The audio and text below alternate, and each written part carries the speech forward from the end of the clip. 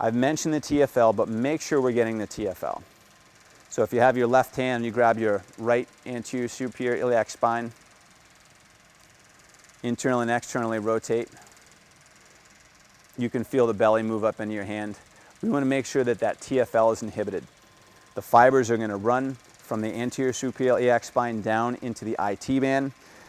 Right in here is where you're going to get that bang for your buck. You want to release this muscle with a roller or a ball as it runs into the IT band and down towards the knee complex. It can move the knees inward, it can move the knees outward, it can cause the foot to turn outward.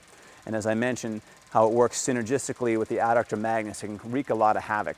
So this is one of the key areas that we must release. And I talked a little bit about going through the IT band, down through the thigh, but you're going to begin to try to separate that vastus lateralis. The lateralis is going to have these oblique fibers that are running towards the knee complex, and that can really limit internal rotation of the hip, which many people are internally stuck with internal rotation woes. So if the adductor magnus and the vastus lateralis are overactive, they can restrict that motion, especially in that supine internal rotation test. So trying to release this part of the muscle. That lateral aspect of the femur is typically very overactive. When you don't have the glutes with control of the femur, everything else holds on and holds you out like this, such as the soleus in the lower extremity, such as the TFL, vastus lateralis. So this area, the lateral aspect of the femur, is typically beat up, and that translates into the lumbopelvic hip complex as well.